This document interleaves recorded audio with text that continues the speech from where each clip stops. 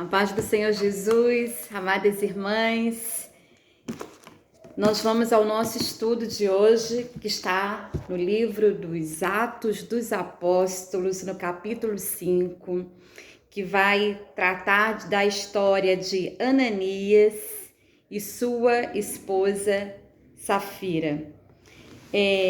Segundo a época dos apóstolos, logo no início, eles viviam numa comunidade primitiva e eles se ajudavam, né? Eles eram honestos, eles procuravam ser sinceros uns com os outros. Então, tudo que eles tinham, eles vendiam para viverem de uma forma comum, onde todos tinham os mesmos direitos, os mesmos deveres e as mesmas condições, de dignidade. Então, eles viviam de forma unânime, oravam uns pelos outros e vendiam as suas propriedades para viverem de uma forma mais confortável. E, segundo a palavra do nosso Deus, Ananias, ele, com a ciência e a concordância da sua mulher, chamada Safira, ele vendeu uma propriedade particular. Está lá no versículo 1, do capítulo 5. Um certo varão chamado Ananias, juntamente com sua mulher Safira, ele vendeu uma propriedade e reteve parte do preço.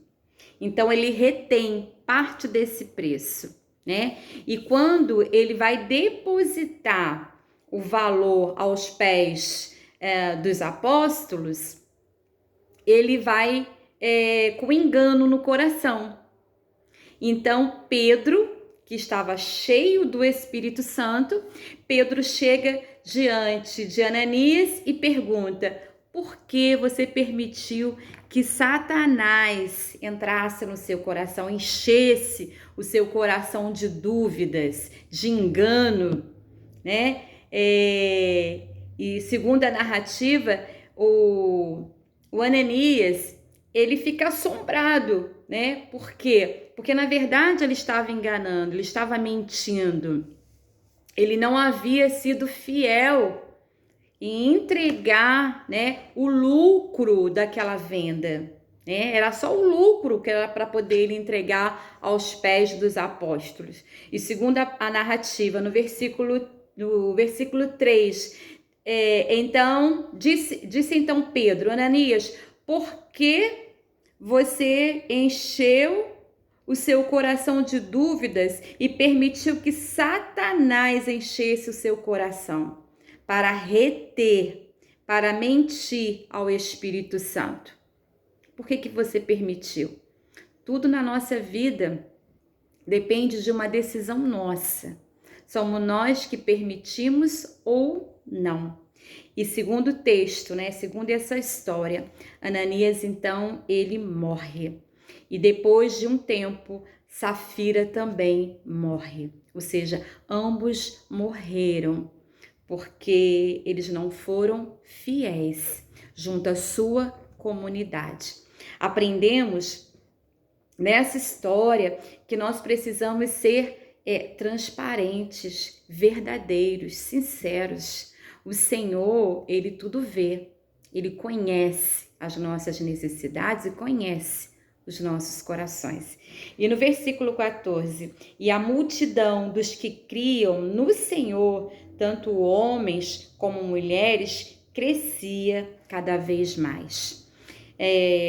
A ponto que várias cidades vizinhas e circunvizinhas levavam até Jerusalém os enfermos, as pessoas que estavam atormentadas de espíritos imundos. E diz a palavra do Senhor que todos eram curados. Aqueles apóstolos, eles viviam cheios do Espírito Santo. Eles liam, as escrituras, eles buscavam ao Senhor, eles eram unânimes. eles eram unidos, eles tinham uma unidade. E as pessoas que viam enfermas, que estavam em depressão, angustiadas, atormentadas, preocupadas com tantas coisas, né? Com seus afazeres, com dívidas, com as suas necessidades, todas essas pessoas eram curadas, não só na sua alma, como também fisicamente. Amadas, nós precisamos crer mais, ler mais a palavra.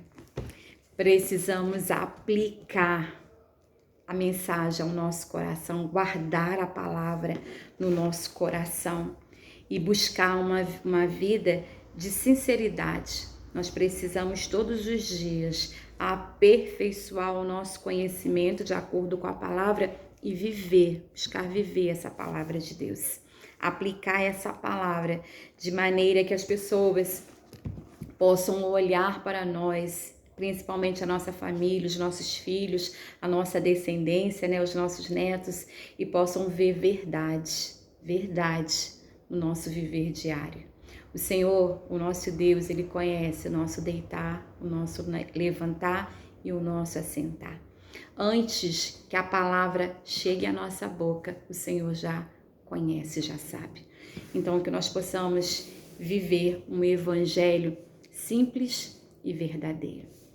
O Senhor te abençoe, que o Senhor venha ministrar essa palavra aos nossos corações, que todos possam ser curadas e curados em nome de Jesus. A paz do Senhor.